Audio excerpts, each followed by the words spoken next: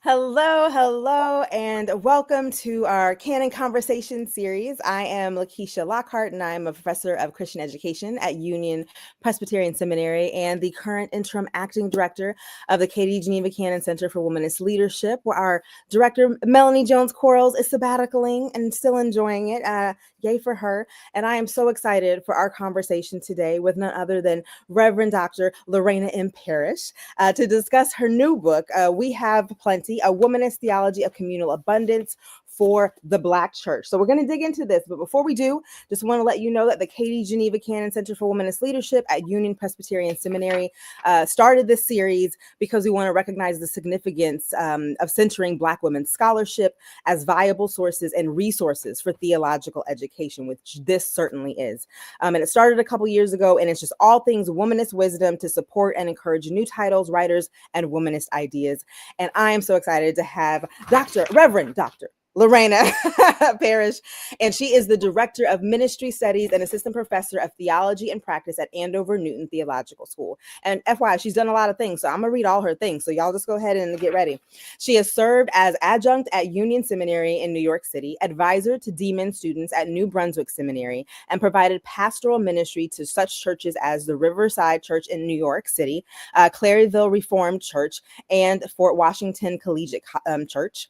A pastor, preacher, activist, scholar, and community organizer, she is recognized for her expertise as a transformational leadership coach for individuals and organizations, an expert in the creation of programs that foster professional, psychosocial, and spiritual growth. A former publishing executive, she earned a Bachelor of Arts in Media Communications, cum laude, from New York University, and had a successful 10-year career in publishing before enrolling in graduate study. And she's just looking amazing, by the way, like having all of this whole life happening. She earned the Master of Science in Social Work at Columbia University School of Social Work, summa cum laude, as well as the Master of Divinity, Master of Philosophy, and Doctor of Philosophy and Systemic Theology from Union Theological Seminary. You caught all the ands, just making sure we caught all the ands, giving her all her things. Dr. Parrish's work as an activist and community organizer is ridiculously impressive. She co-planned and helped to facilitate the 1998 Symposium on Race Conference and the 1996 Dangerous Intersections Feminist Perspective on Population and the Environment held at Union Theological Seminary. She served as an international election observer in Haiti in 1997 with Witness for Peace. She was a delegate for the World Council of Churches' Decade Celebration of Churches in Solidarity with Women in Zimbabwe. She provided services to families in transitional housing as a social worker advocate at Abyssinian Baptist Church Development Corporation. As a youth minister, what have you not done? As a youth minister at the Riverside Church, she developed effective programs which received national media attention, including Essence Magazine and TBN Television. Her work at Riverside led to her appointment as chief executive of Girls Incorporated of NYC, a nonprofit committed to advocating for and serving young girls and women. Dr. Parrish is clearly a movement builder, a visionary leader, effective coach, pastor, and educator with expertise in growing people, churches, and institutions. And I am so excited to talk about the newest book right here. We Have Plenty. So yay, welcome. Thank you. I do want to do one correction. I am actually at Wesley Theological Seminary these days. Yay! And I'm a professor there in urban ministry, and I direct their our Community Engagement Institute. Yay! Well, wonderful. I feel like I knew that. I went to Wesley, so alum there. So yay! Yes, that's right. Yes. Okay, so let's just dig right in. Right. So this book is wonderful, amazing. Again, I'm gonna hold this up. I know it is also behind you, so I'm just gonna hold it. Begin. So, how did you come to write this book? Right. Tell us the journey of We Have Plenty. First and foremost, thank you so much for this opportunity, for this space, for this conversation. I am thrilled and I feel honored to be on this platform, especially honored to be here with you, my sister, and to talk about this book. It's been a long and circuitous journey, I should say. I actually started working on this as part of my PhD work. But it began well before then. So my interest in prosperity gospel movement and its relationship to what I see as what I call the long-standing ambivalence towards Jesus' teachings on poverty and wealth was initiated by my own family's history. And so I grew up in Brooklyn in a household that had great grandparents. And amongst people in the household and in the neighborhood who were hardworking folk, and who were folk who would listen to these prosperity gospel preachers. And my grandmother would send money to people, to a church she never would go to, but she'd send money. I'm like, what are you doing? And the idea there was, if you give, then you will get. And if you give more, you will get more. And that whole notion stayed with me because she was already giving so much to us, to the community. And this didn't feel like it was, netting anything except making her feel good, right? And so that's kind of stuck with me. When my grandfather got sick, he got cancer, literally walked in the house one day after traveling with my grandma south. He would drive. These old folk just believed that, drive everywhere. Walked in the house the day after getting back, and the day after he got back, he sat on the couch, said, "I don't feel well." He never got up to walk again. Cancer had eaten his bones. And his belief was that if you take me to this church and I give, I will be healed. And I had to, and at that point I was in seminary my very first year. And that was a really rough period to actually begin to think about what was the church doing to really help him to deal with this illness, and how the church was really hurting, not just him, but other people with this theology. And being in seminary, I began to start trying to research, like, where's this coming from?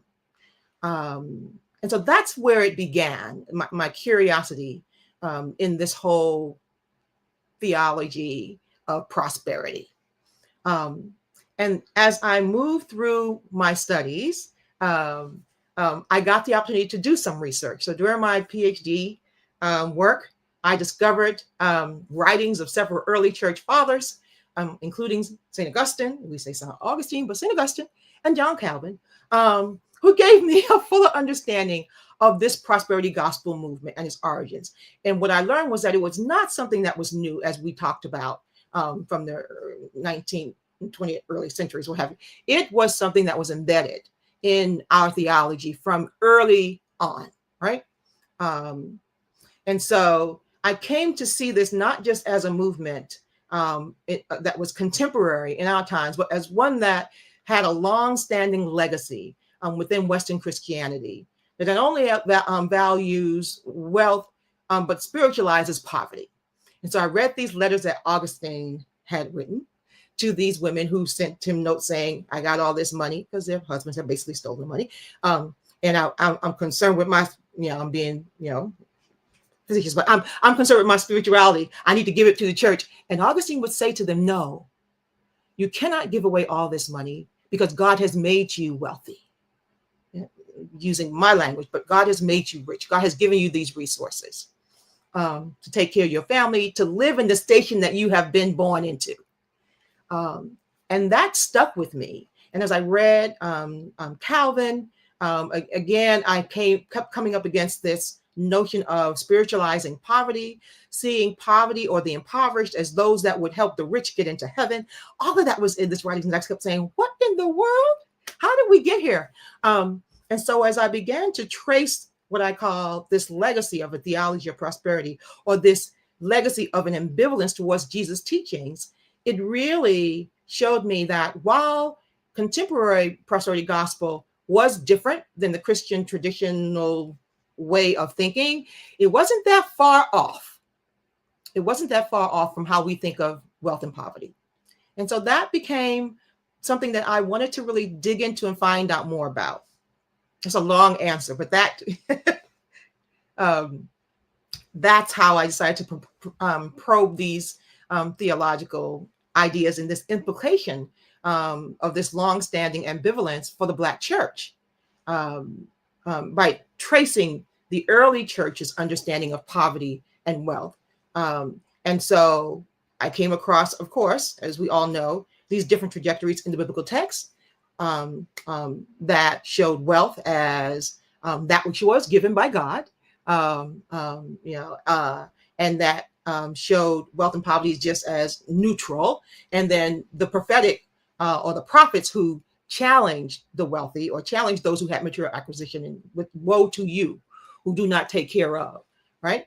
And so that was the beginning of this work, and decided that womanist theology or the womanist enterprise was the way in which I was going to be able to not just enter into this conversation to really figure out how it was built up, where it came from, what have you, in terms of this understanding of wealth and poverty, but also how to counter it, how to engage it in a way that would shift it, particularly for the Black church. Wonderful. My goodness. Thank you. So it's just this rich history, not only started in your own home, but that you saw kind of just how it extended out with your family and just even to the world. And I know you mentioned, like you said, St. Augustine, the ways that we say the name. And I know we won't get into all of that today, but she does do literally the chapters kind of do a deep dive in different areas. And, John Calvin comes up, Reformation in the church, John Wesley, Walter. I feel like I mess up his last name every single time. Walter Rauschenbusch. Yes, I get it. I did the same thing. So if that's something you're looking for, she does do a deeper dive in the book and in those chapters. Like she's doing the hard work in this book. So feel free to, if you want to go that route, even if we don't go there today, please know she does that in this book. She covers so many different areas and spaces in what she's writing. And so I'm thinking, as you were writing this, again, you gave us this beautiful overview of kind of your journey. Also, side note, hi, I know those of you that are here, please put your name and stuff in the chat. Let us know where you're joining us from, so we can bring you into the conversation. As you can see, it's already so good. So feel free to let us know who you are and where you're coming from. So what would you say as you were writing this, right? And you're thinking about the cover, you're thinking about the title. So I would love to know about how you feel, what made you choose the title, cover, all of those things. I know you mentioned, a little bit of your great grandmother in the book. So I know that'll probably come up as you talk about the title and the cover. And also I'll add on to that as the third part. What was your most significant discovery as you were writing this book? So cover, title, but then significant discovery in writing. So thank you. Yes. So cover, the person who did the cover is Chris Miller. He's the art director at Fortress Press. And I am so grateful that he listened and captured the sentiment of the book through this artwork, the open hands, the African cloth patterns, the vibrant colors, all spoke to about my grandmother. For me, the title, We Have Plenty, is a saying that my grandmother, I say grandmother, great grandmother, I should say, Posey Mazak Warren, would say. And so whenever we would ask, that is me or my sisters would ask if someone could come join us for a meal, because quite often there were 5 of us in the household. And so, you could imagine that almost every day of the week, somebody was asking, could someone else join us? And her answer was always, of course, we have plenty. Now, this was not a statement that my great grandmother, who grew up in a sharecropping household, made because she had an abundance of resources herself.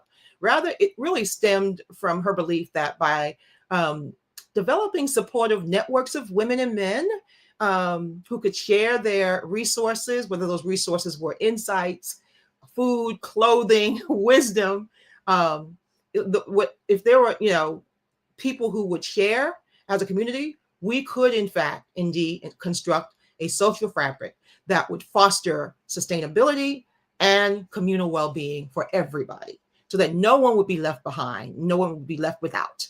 And so my great grandmother's approach to modeling Jesus' teachings, who she would, sing about, talk about all day long. Material redistribution included opening her home, setting a table for family, friends, and strangers alike, saving children from foster care. Though there were 5 of us, there were always more than 5 of us in that household. Saving families even from starvation. Here's a bag, go take it to Mrs. So-and-so or Miss So-and-so. So she took Jesus' vision for humanity to experience communal plenty seriously. And though, she faced all kinds of challenges raising us girls, she never stopped showing up for other people, those who were facing all kinds of catastrophes. And she showed up with courage and compassion and this heart for communal sharing. And that never left me. And it was part of the fabric of her family. Whenever we would go south on a Sunday afternoon, you would come back from church, the doors would be left open, and you would come back from church and find somebody with a note on the counter or the table who had made themselves a meal and left a little note saying thank you. And I was like, what is this? We don't know these people.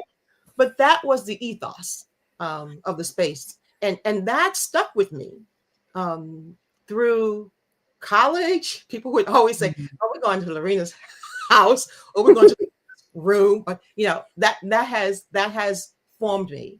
And I think that's where all of this comes from, this whole understanding of communal sharing, that there is the possibility of doing differently and doing in a way where there is no one left behind. My goodness, it's beautiful. I'm thinking similarly, like growing up in a house where my mother and grandmother were just very much like, there's always space, right? If that's just been the womanist way, like this is what Black women have done, which is again where I'm sure like where you get so much of this and how you're tying it, and you again in your book you kind of define it with womanism. It's what Black women have done. We have made space. We have wanted everyone to flourish, and I know you you do mention in your book, you talk a little bit about, Fannie Lou Hamer. You get into some of that in the book. Again, you got to read it. You just got to read it. You got to she digs in there. It gets into some more things. And so I'm wondering, so in your book, how you trace the history of communal abundance, right? And even now you're talking a little bit about it from, your great grandmother and like seeing it in the communities. And so I'm wondering, how does this history shape contemporary Black church communities and their responses to current social and economic challenges, do you think, if they're like looking at this kind of communal abundance that as you're naming it, like this sharing of resource, right, in this way? How do you think it's shaping these our Black churches and communities now?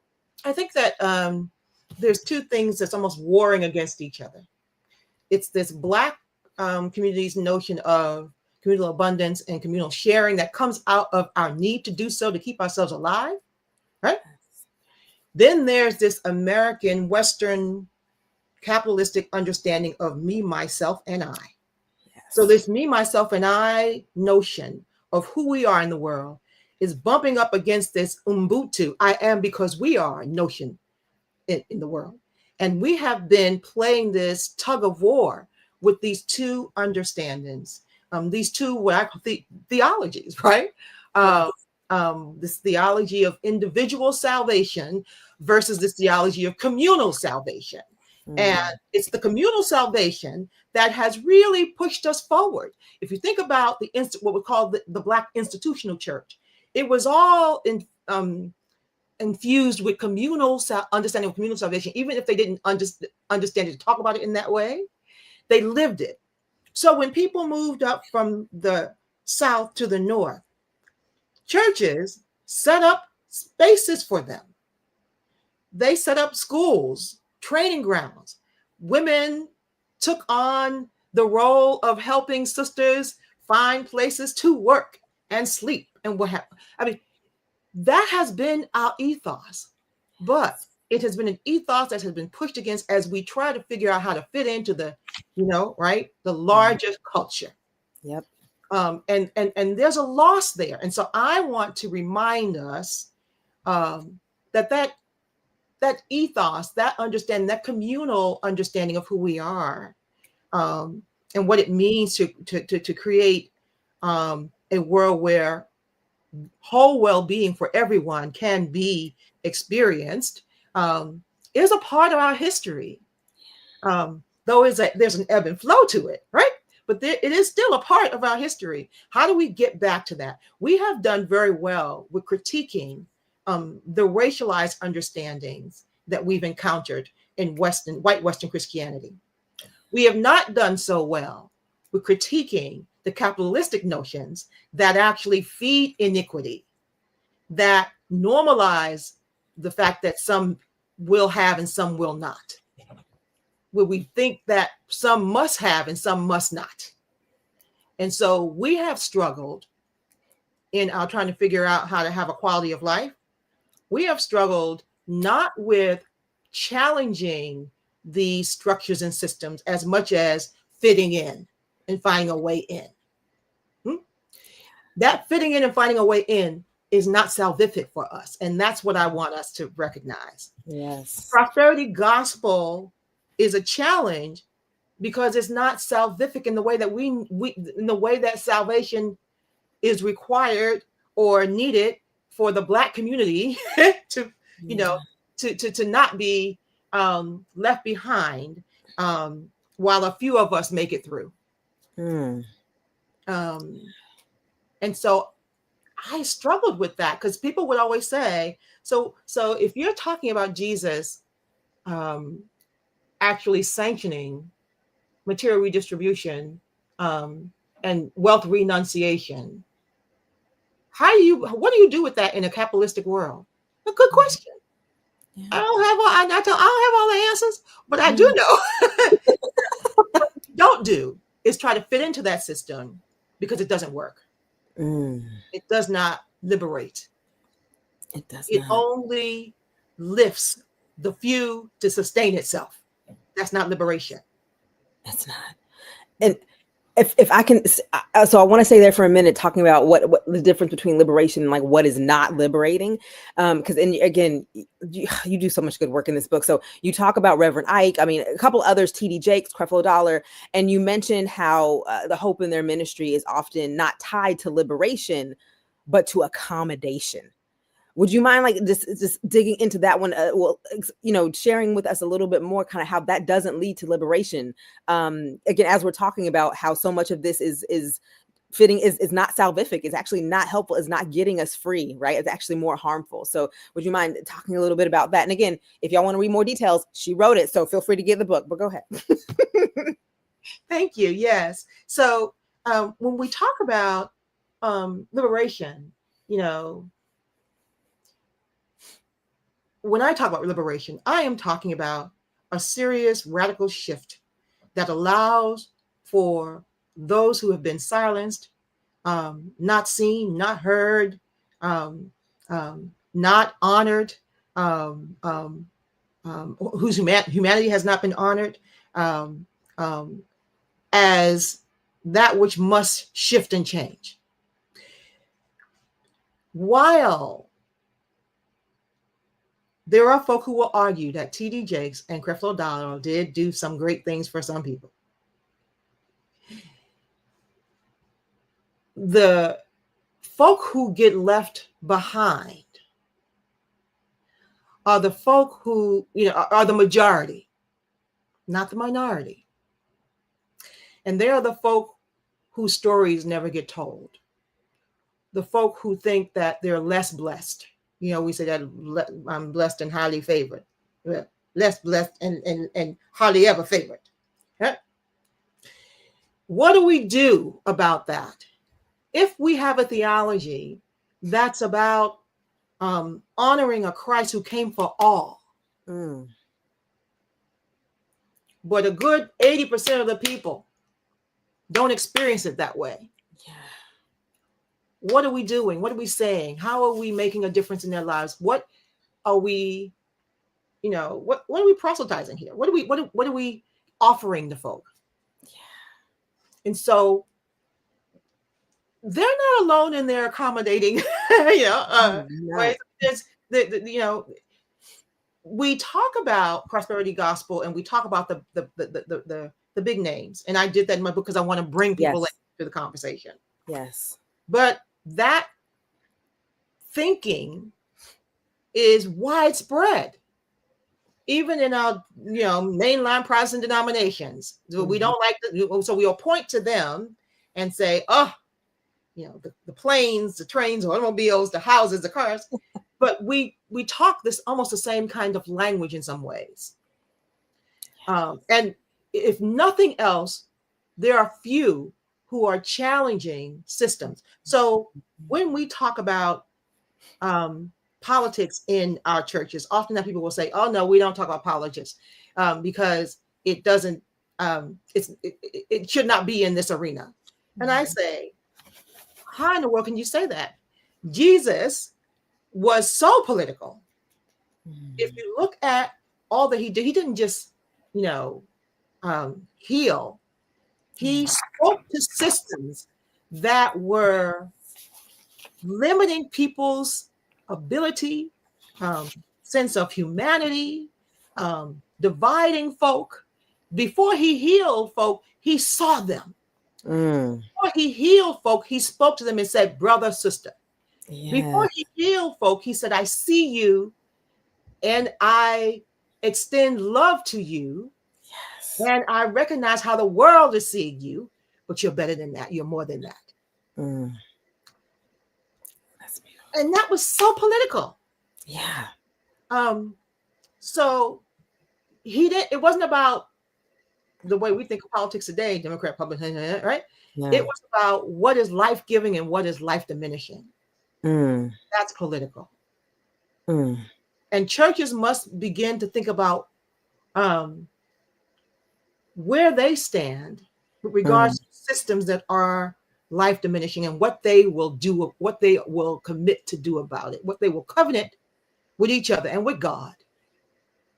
Shift these systems that are diminishing people's lives.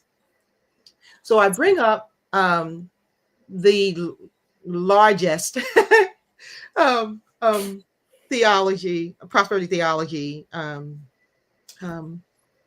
persons, faith leaders, because I want us to see who they are and to see what shaped them. Yeah. And to see that even though some of them, T.D. Jakes was the one who said, women that are loose.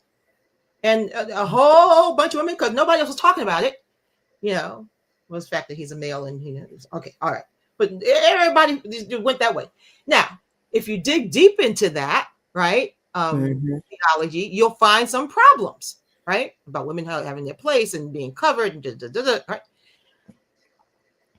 So what would it have looked like for him to challenge himself and systems that made him hold on to the patriarchal understanding while he was trying to free somebody?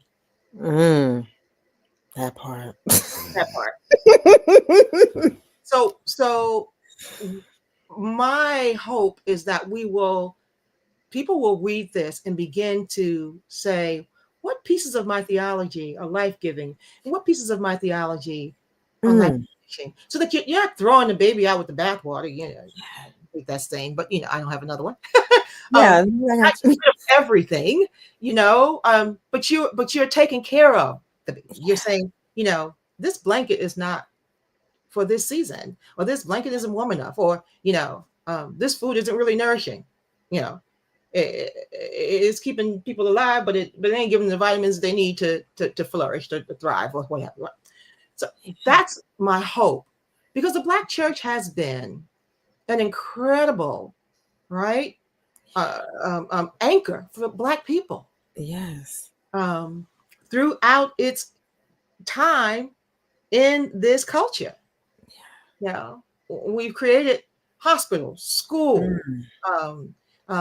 We have trained folk. We've given people these places to find their voice and have agency.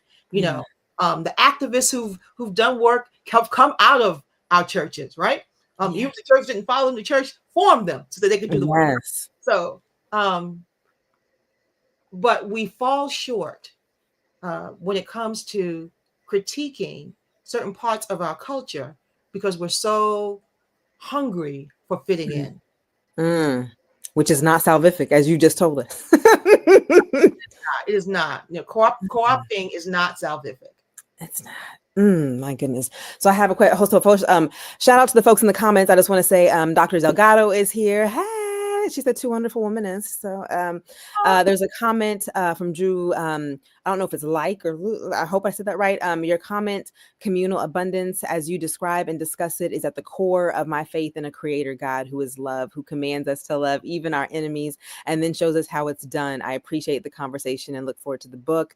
Duana Russell says, Thomas says, love this reframing of the political, what is life-giving. So definitely speaking to folks in different ways. And I'm wondering, because as I'm hearing you, I'm thinking part of this, your vision of communal abundance has to include love, right? And self-love. And so some of that is, right, like again, I don't know if you want to talk a little bit more about that, but I'm just thinking about just the importance of not just love, but the self-love, which again, as we know as womanists, like redemptive self-love. And so I'm wondering if there are parts in there that are really speaking to you that are part of getting us to that space of doing this work together, of not just doing the accommodation, but building for liberation with love and what that might look like. I'll just leave it on that. I don't know if there's anything else you want to add. Okay, I had to turn my heat down because, girl, getting excited. I feel. So this is what happens when you're doing the good work. You get all excited. Get excited. Body heat. So, yes, the role of love, particularly self-love in this, is critical. I think we've been particularly women have been trained that loving oneself is problematic. You can't love yourself too much. I say you have to love yourself unabashedly and deeply and radically, because that allows you to stand up and speak when you see that thing that needs to be spoken to, even if it puts you in a difficult situation. Even if you're the only one speaking, that speaking helps you to see your value. It helps you to value you. And it helps you also ultimately to value others. So you begin this work understanding that it's all about love. We hear sayings like tough love and, right? Agape love. It's all of that in there. The tough love that you have to give yourself when you know you're not taking care of yourself and everybody's asking you to show up and you can barely show up for yourself and you say, no. I need to start over here. That's not serving me right now. That was one of my things I would say to people after a while. I would show up too much and I would say, okay, I need to figure out. And I said, that's a wonderful idea. That's not serving me right now. So why don't we revisit that when I think it can? Yes. It's not serving me anymore. I'm gonna hold on to that one. I'm like, as my journey, I'm gonna hold on to that. Like that's just not serving me anymore. This theology is not serving me. Yes. It's just not serving me. Maybe it did for a time, but yes, exactly. But maybe it did for a time. Right now, it's not serving me. Yeah. So what do I need to do? And to be able to look at others and say, you know what, that's not serving us. What do you think? I don't think that's serving us. Begin to start those kinds of conversations. They're difficult, they're hard. People may push back, they may run out the door. But it's the beginning of that. It's putting it in the atmosphere. Yeah. That helps that train to start moving. And it keeps us well longer. Because we hold these things in our bodies. Yes. They make us ill. Yeah. So you lose some people who don't want to hear at the moment because they may come back. They may not. They may hear this said by somebody, hear what you said by somebody else and get it then. You may never know that, but you put the seed out there. Mm. You are creating a world that allows for love to find a space in it. Mm. And it has to begin with your love of self, your love of your own well-being, your love for the well-being of others. Mm. I'm just here. I'm here. I'm still holding on to the what is no longer serving me. I'm like sitting here like I need to start practicing that. I'm like I just need to start like letting that be my new mantra. Like this is no longer serving me, and like how that is also an act of self-love. Like that realizing that I do not have capacity for this, but sometimes I don't have language to say no or like to right, but also saying hey, that is no longer serving me. That is no longer serving us. Like let's think about that. I'm personally like just I'm holding on to that. I'm like rubbing it in because I'm like I need to hold on to that one just personally, and I'm Yes. thinking about the love and what you're saying, and I'm wondering. So as we think about this, and we think about Black church and how, especially for Black women, sometimes it's a place of hurt, as you mentioned, or a place that has not shown love to Black women, right? Patriarchy and all of the different things. So I'm wondering in what ways, if we're using your framing of communal abundance, in what ways can Black churches begin to foster more of this healing and wholeness, especially for Black women, right? If we're using this lens of communal abundance, like what do you think are ways or steps, or what might that really look like in action if we're really saying we need love and self-love? Like what can that actually look like in the Black church? That's a good question. Thank you. And so I think first and foremost, it requires us dismantling patriarchy. Oh goodness. Recognizing that's key. Mm. That is absolutely key. I will never forget the time that I was doing a women in ministry kind of conference, and one of the leaders asked, "How many of you are ministers in your church? How many of you have the position?" That he's a position of minister, associate minister, assistant minister, or assistant pastor. And almost all the hands went up in the room. There were at least 150 women in that room. And then he said, "How many of you get paid for that position that you just raised your hand for?" And over 3/4 of the hands went down in that room. And I thought, oh my God, that is crazy. If we did that same survey in a room full of 150 men, that equation would have changed. Yep. Absolutely. So part of our work has to do really with pushing ourselves and those who are in positions of power to shift that atmosphere, shift the patriarchy, to acknowledge women who are doing the work, um, to call it out when it's not, and to work with our women in the pews, so that because we've normalized this, the structure, we've normalized the way we treat each other, we've normalized the fact that because there are only a few places for women to show up in leadership, we fight over it, of the position. Not, somehow or another, we don't fight the system that has created the fact that there's only a few places. We fight for the few places. That's that, accommodationist, kind of, understanding of this is the way the world is.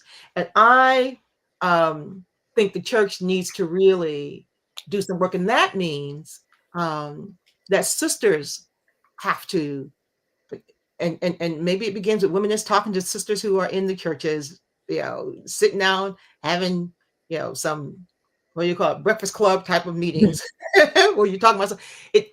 But we need to begin to help our sisters in our congregations push the envelope and push against the patriarchal ways in which our church is showing up in the lives of women. And that can extend the lives of women, the lives of children, the lives of um, queer, gay, lesbian, gender neutral, right? All of that.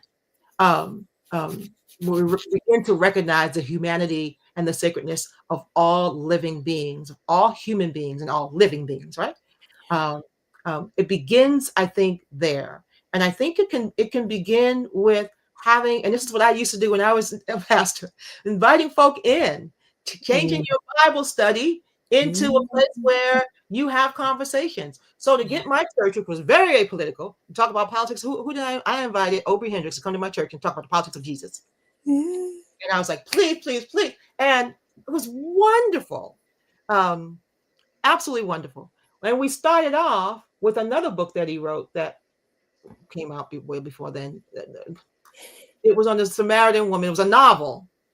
And I read it and was like, oh my God, this I could use if I was. So started with something I thought and knew that they would wrap their minds around. Yes. And it was a wonder. I don't know if you know the book, but it's a wonderful book, and I'm blanking out on the title now, and it's old.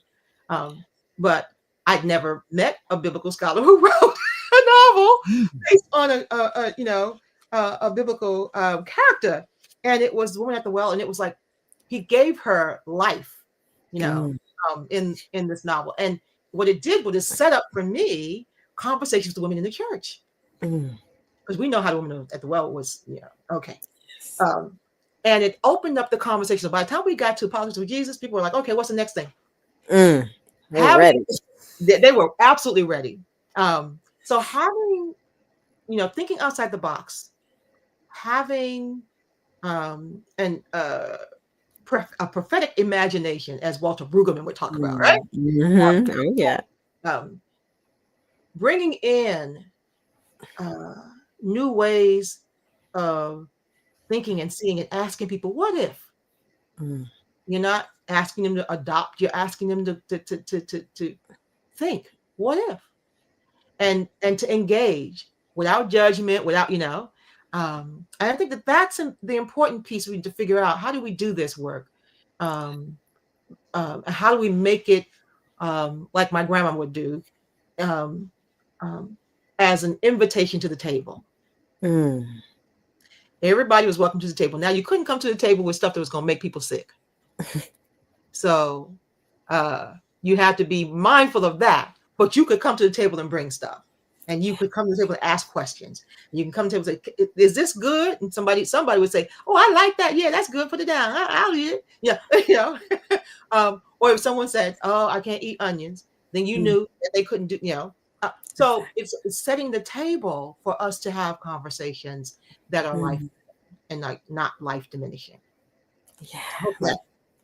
No, it does, because then it's talking about like the preparing space, and I feel like so much of what you're saying gets us back to, I mean, just the work that you're talking about in the book, like just this act of sharing resources, right? This act of, I think you name it as like redistributing, right? Like realizing like that's part of this communal abundance, is realizing we can share, we can redistribute, like we can do this so that, again, if I'm using your word, like so that no one is lacking, so that no one has to, barely be, right? Like that, but we can all take it. And again, so much of the work you do in the beginning of the book is around like like you say, the prosperity gospel, like the theology of prosperity gospel, and like what that looks like and what we can do. So I really appreciate hearing that and thinking through what we might be able to do. So I have another question, but I want to make sure I'm looking at the chat for a moment. Dr. Nakia Roberts says hi.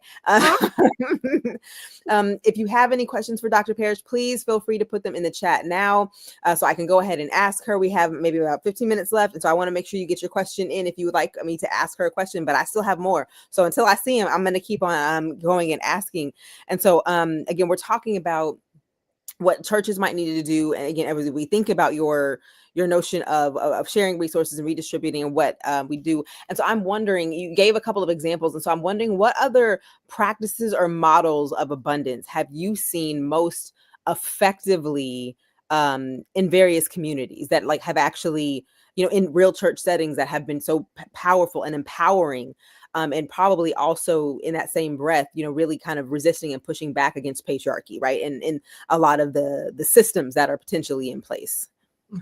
So this one church that I just love here in DC, or there's two of them actually, and the pastor, they're in my book, Joe Daniels, Emory Fellowship UMC here in DC, really worked with his congregation and the community to take the land that they owned, basically their yard, and build churches. I mean, build around the church homes, build apartments on the land, because they said we don't need it, we're not using it, and people are being pushed out of DC, and they need housing that is affordable. So they built these affordable homes, and it took them years, but they were determined to do it.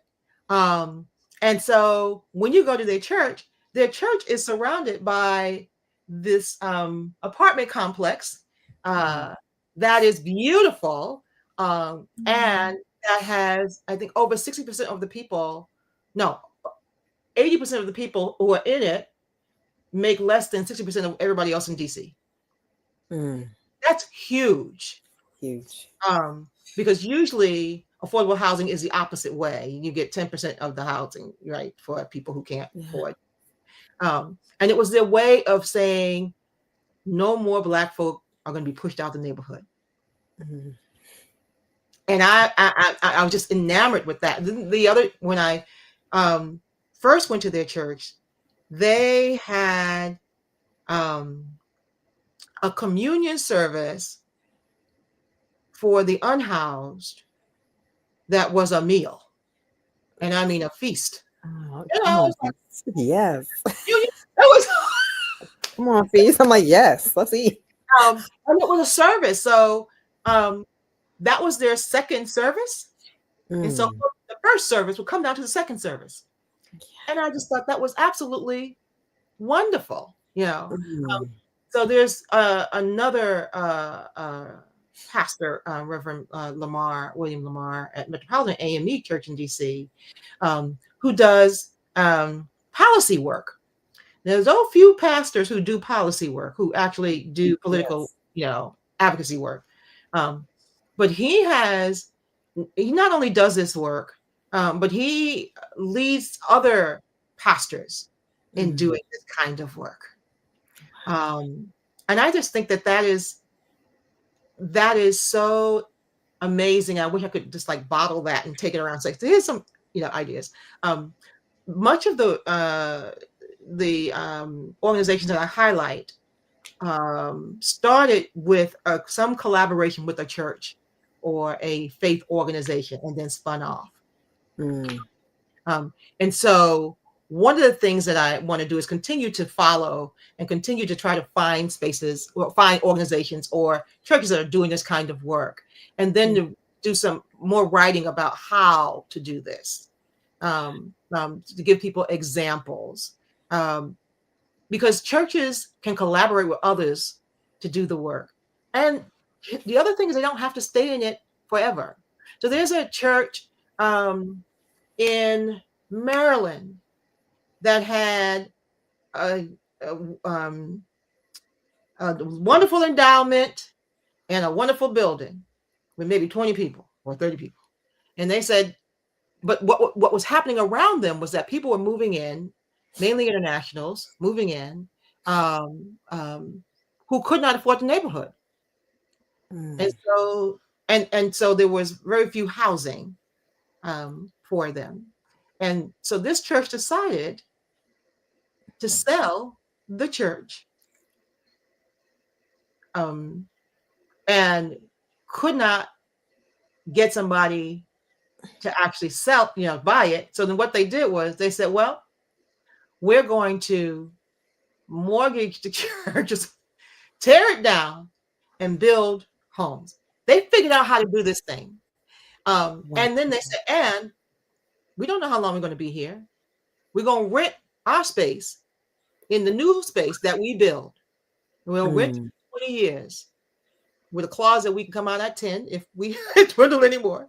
But this is what our community needs. I thought that that was just amazing. And so I sat and talked to the pastor about that. How do you get people to do this? She said it took a while, but it was conversations and talking to them about co-creating the kind of that they wanted to see. Because these were people who were, you know, the neighborhood changed over. These people who were well off and whatnot. And she said it shifted the church ethos, the way they showed up in the community, and the community, the way they saw the church. Like you said, so we didn't dwindle in numbers. We actually gained some new folk because of what we did. Yeah. So I mean, that's amazing and powerful. I mean, so I'm thinking about your book. I know you give some, examples. You give us the woman's grounding, right? You talk about Kelly Brown Douglas, you talk about Carrie Day, Dolores Williams, but then you get into, Fannie Lou Hamer, and you actually give a couple of examples in the book of like people doing different things, like the patchwork city frame. I mean, just so feel free to read. She gives a couple more examples in the book as well. So I'm really appreciative of hearing that, and I'm thinking about this co-creation piece that you're talking about, and like what that would mean and what that would look like how you as educators, I'm like, how we co-create in the classroom, but like to really do this work of communal abundance, there has to be a co-creation of what is happening, as you mentioned, and how like that transforms the space, but what it takes for church members to participate in this, in the abundance and liberation. And I want to ask, so I want to hold that, because I also want to honor what's in the chat, but I want to give you a chance to say, is there anything else you want to say just around the co-creation piece of this, like around how it has to be kind of this communal this communal effort of trying to live into and participate in the abundance, right, together. Absolutely. So one of the things I just want to say is that one of the things that I talk about in my classroom is the idea that there are models for us. We tend to take Jesus as a model of sheep and shepherd, where we become the shepherd in the church and everybody else is a sheep. That's a bad model. We are also the sheep. That's not going to work for people who are trying to lead folk. That's not going to work, because you will become, the Lone Ranger out there, and miss all of the gifts that are sitting right before you, all of the assets that are sitting right before you, because you're not engaging them. The better model for human leaders is the Good Samaritan, because the Good Samaritan, right, understood that the Good Samaritan wasn't doing this by himself. Oh, you can say herself, right? That there was a community that Good Samaritan can go to. So this Good Samaritan saw someone in need, helped as much as they could, went somewhere else and said, can I leave this with you? Trusted that they could leave it there. Trusted that there was gifts enough there for that person to actually handle go the extra mile, go the next step, and said, I won't leave. I'm not leaving you. I'm coming back, but I know you can handle this while I'm gone. That is the model that we need to begin to look at and investigate, digest. How might that look? That's co-creation. The same way we talk about co-creating with God, we need to co-create with each other, right? So. Yes. Oh my goodness. Okay. I'm so there. And I'm like, yes, I'm holding on to this. And then even in that, we also need to realize what is not serving us. So I'm holding on to all these nuggets that I'm putting it together. I see it. We have something in the chat from Drew. Drew, I hope I'm saying that last name right. Drew says, I don't know pronouns. Regarding self-love, with some personalities, it can slide into selfishness. I frame it this way: love begins with honoring the God-given dignity in every person without judgment, and beginning with myself. Committed love relationships, the family, has taught me to strive to love myself as God loves me, to love others as God loves them in my practice. Doing so is sometimes painful, but it cultivates a beloved community that has capacity to go through suffering for love. Absolutely. Yeah. I think, yes. And absolutely. It can love but for some people, it can feel like love is slipping into, but that's not love to me. Yeah. That is something other than love. Love does not, or should not, could not move me away from not seeing you. Loving myself and seeing myself ought to help me see others. Mm-hmm. Loving myself and taking care of myself ought to help me and prepare me to care for others. Mm. And I think it's a tricky thing, because I also think that we've normalized certain ways of thinking about love. Yeah. Romantic love, this love, that love. Show me love first. all, Right. Transactional love. And that's exactly what I was trying to. Yes, thank you for that. That's not love to me. That's transaction. You can stick the word love on the end, but it's not love. Yeah. So yes. Yeah, absolutely. Thank you. So believe it or not, we're almost at time. I know. I'm just like, man, this conversation's been so good. I'm like, we can keep going. Like this book, there's so much more in here. So in case you haven't tell already, there is some amazing things in here. Please go get the book. If anything that was said today is sparking you, she digs into so much more that we did not even get into in this conversation in this book. She gets the history. She names the names. She digs into the theoretical, but also talks about like examples. I mean, just really is. I mean, just doing beautiful work in this book. And so I'm going to give you a final question. And of course, thank you for your time, your energy. Thank you all for joining us. Oh, Drew said amen to your comment about love. And thank you all for joining us and being a part of this. And so my last question for you is, what is your key takeaway, or I like to say your enduring hope for this book in the world? Wow. Thank you. Yes. My hope is that this book will encourage all of us, clergy, people of faith, in the pulpit, in the pews, and those who are just looking on the outside in the window, to really interrogate our Black church Christian traditions, and our theological tenets, so that we may be about the business of co-creating with God and with one another what we call beloved community, which should be filled with love and justice and joy and equitable relations, and where no one is left behind. No one feels unseen, and everyone sees a possibility for flourishing and experiences such. That's my hope. Amen and Ashe, and may it be so. Maybe so. Thank you so much for your time, your expertise, for the gift of this book, for writing it, for your great grandmother, for all just for all the things. We are grateful for you, for your time. Thank you all for joining us during this time. We are so excited. Don't forget, we continue. The Katie Geneva Cannon Center has continues to run these amazing conversations every month. So please stay tuned. If you enjoyed this conversation, we have more.